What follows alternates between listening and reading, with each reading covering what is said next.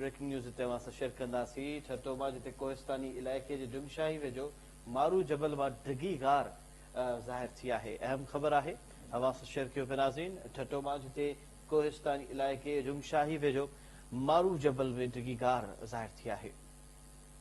K4 मंसूबे जी कोटराई दौरान ज़ाहिर थियल डिगी गार में इंसान जी शुरुआती दौर जा आसार भी मौजूद आहिनि।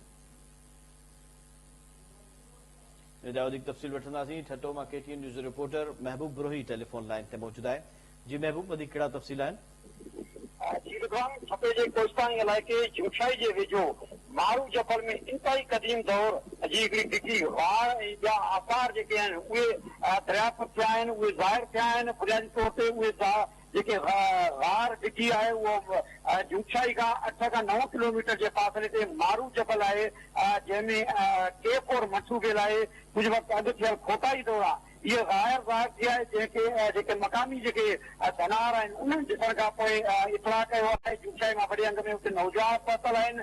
मारू जबल जंहिंजी हवाले सां जेके हितां जा जेके मौक़फ़ आहिनि उहे ॿुधाइनि था त उनजी पंहिंजी हैसियत तारीख़ी हैसियत रही आहे। जेको मारू जबल इंतहाई क़दीम दौर जो आहे, पर हाणे उन मां हिकु डिगी गार जंहिंजो इलाइक़े वासी जेके अंदरि दाख़िल थिया आहिनि, ख़ासि तौर ते जेके लाइट ऐं सर्च खणी अंदरि विया आहिनि, त 1 किलोमीटर खां वधीक डिगी जेका आहे जाबुल इलाइक़े में कोहिस्तान में ख़ासि तौर ते मारू जबल में उहो गार जेको आहे इंतहाई डिगी गार आहे, जंहिंजी मुख़्तलिफ़ जेका आहे जेके हिसा आहिनि, जंहिंमें हिकु गुंबद ॾिना हुनमें पथर मथे में लॻल आहिनि। ऐं उन हवाले सां जेके मौक़फ़ आहिनि उन्हनि जो चवणु आहे त ही इंतहाई जेका इंसानी इर्तिक़ाई दौर जा जेके आसार हिन जेका मारू जबल में जेके ज़ाहिर थियल डिगी गार मां ज़ाहिर थिया आहिनि, जंहिंमें सिंधी ॿोली जे बादशाह अदारे जे चेयरमैन डॉक्टर मोहम्मद अली माजी, सिंधी अदबी संघ जे रमज़ान में ॿियनि मौक़फ़नि ऐं दानिशवरनि जो चवणु आहे त हीअ डिगी गार जेका ज़ाहिर थियण इंतहाई अहम ऐं सिंध जी जेका हिन जाबुल इलाइक़े में वॾे में वॾी गार आहे, जंहिंजे हवाले सां वधीक तहक़ीक़ जी ज़रूरत आहे। पर जीअं त हीअ गार ज़ाहिर थियण खां पोइ वॾे अंग में माण्हू उते पहुचणु शुरू थिया आहिनि। हिन इलाइक़े वासियुनि जो चवणु आहे त मुख़्तलिफ़ क़िस्म जी जेके कुदरती ऐं फितरती तौर ते हिनखे अहमियत ॾिनी पई वञे। इलाइक़े वासियुनि जो चवणु आहे त फितरी कुदरती तौर ते हीअ गार ज़ाहिर थी आहे, जंहिंमें मुख़्तलिफ़ क़िस्म जा जेके पथर आहिनि। ॿुधाइजो त माप थी सघी आहे केतिरी डिगी ऐं वेकिरी आहे, ऐं आसार क़दीमा जे ॿाहिरनि जो छा चवणु आहे? शहरनि जो वॾो अंग बि हिते मौजूदु आहे, निशान मिटजण जो कोई ख़दशो आहे? जी वॾे अंग में माण्हुनि जे पहुचण जो सिलसिलो जारी आहे, पर छाकाणि जो हीअ छटे जे कोहिस्तानी इलाइक़े में जाबुल इलाइक़े में आहे ऐं इंतहाई जेको गर्मी में हाणे जीअं हिन इतलाह मिलियो आहे त आर्कियोलॉजी जा माहिर आहिनि या जेके मुख़्तलिफ़ मौक़फ़ आहिनि उन्हनि जो चवणु आहे त छाकाणि हींअर गर्मी आहे, राति जे वक़्तु या सुबुह जो सवेर उन्हनि जी उते टीम पहुचंदी ऐं उनजी मेजरमेंट माप कई वेंदी। पर इलाइक़े वासियुनि जो जेको चवणु आहे, नौजवान उते पहुतल आहिनि, उन्हनि जो चवणु आहे त उहे अक्सर जेको अंदाज़ो उहो लॻाईंदा 1 किलोमीटर खां वधीक जेका डिगी जेको गार आहे, जंहिंमें उहे काफ़ी अंदरि विया आहिनि, पर हुनजे एंड ताईं उहे पहुची न सघिया आहिनि, छाकाणि जो अंदरि डिगी आहे ऐं उन्हनि बतियूं ॿारे जेको आहे सोलर जी जेके प्लेटूं आहिनि उहे खणी उन्हनि जी जेका बैटरीज़ आहिनि उन्हनि जे मदद सां अंदरि विया आहिनि। पर छाकाणि जो उन हवाले सां आर्कियोलॉजी जे माहिरनि जी जो कमु आहे उहो कमु जेको हुनजी मेजरमेंट करण ऐं उन हवाले सां ध्यानु ॾियण, पर इलाइक़े वासियुनि जो चवणु आहे त हीअ जेका गार आहे उनमें पथर अहिड़े क़िस्म जा आहिनि, ख़ूबसूरत क़िस्म जा पथर आहिनि, गुंबदनि मां पथर आहिनि,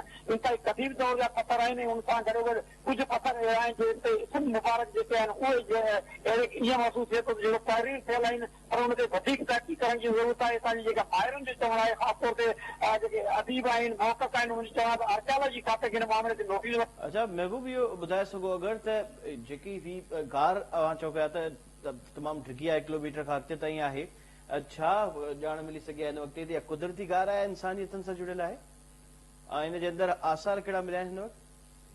जी हिन वक़्तु ताईं जेके इलाइक़े वासी उनखे फितरत ऐं कुदरत जो नज़ारो करार ॾेई रहिया आहिनि। उन्हनि चवणु आहे त जाबुल इलाइक़े में एॾी डिगी जेका ज़ाहिर आहे उहा ज़ाहिर थियणु कुदरती फितरत जो जेको कमाल आहे।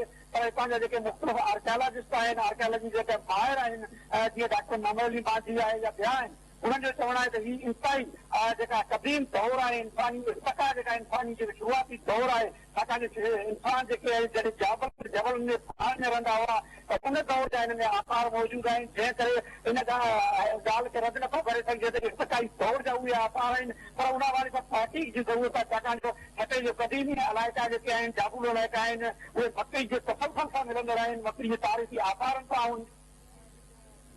वॾी महिरबानी महबूब रोही, इन मुतालिक़ अवां खां अपडेट वठंदा रहंदासीं। नाज़रीन, जुंगशाही जे कोहिस्तान सतभांगे 4 इलाइक़े में गार ॾिसण लाइ वॾी तादाद में माण्हू पहुची विया आहिनि। कैफुर मंसूबे जी खोटाई दौरान ज़ाहिर थियल ढगी गार में इंसाननि जे आसारनि जा निशान मिलिया आहिनि।